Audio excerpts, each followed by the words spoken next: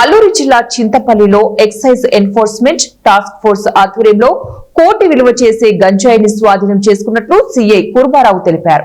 చింతపల్లిలో గురువారం సాయంత్రం ఏర్పాటు చేసిన విలేకరుల సమావేశంలో సీఐ కుర్మారావు మాట్లాడుతూ ముందస్తుగా వచ్చిన సమాచారం ఆధారంగా చింతపల్లి మండలంలోని కొత్తబంద వద్ద తనిఖీలు నిర్వహిస్తూ ఉండగా అనుమానాస్పదంగా 3 బైక్లు వచ్చాయని, ఇందులో మొదటి బైక్ పై ఉన్న 2 వ్యక్తులను ప్రశ్నిస్తూ ఉండగా వెనుక ఉన్న 2 బైక్ల మీద ఉన్నవారు పరారయ్యారని తెలిపారు.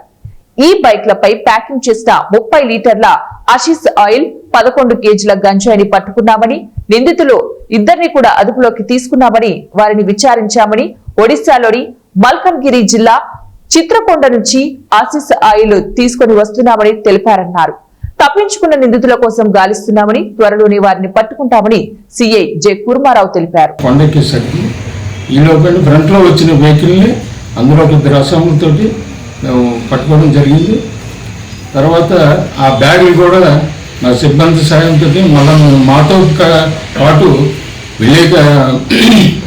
విఆర్ఓ గారు అలాగే సెక్రటరీ గారిని కూడా మేము పిలిపించి వారి సమక్షంలోనే ఆ బ్యాగులు కూడా చెక్ చేయడం జరిగింది. అందులో 30 కేజీస్ ఒక్కొక్క ఇది ఆశీస్ ఆయిల్ అండి, గంజాయి నుండి తయారైనటువంటి ఆయిల్ ఇది. తర్వాత మొత్తం వేయించేవారుగా 30 కేజీస్.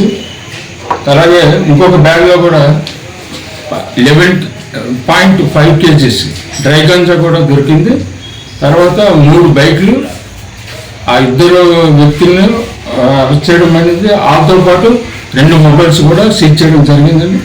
సో ఏంటంటే ఇంకొక 2 కూడా పారిపోయిన వాళ్ళని కూడా ఇన్వెస్టిగేషన్ చేస్తున్నాం, ఎక్కడ ఏంటనేది సదరు ప్లేస్లోనే అరెస్ట్ చేసి అక్కడే రిపోర్ట్లు రాసుకొని ఎల్మంచి కోర్టు వారికి రిమాండ్ నిమిత్తం రేపు తీసుకెళ్ళడం జరుగుతుందండి. తదుపరి ఇంకా మాకు ప్రాసెస్ జరుగుతుంది.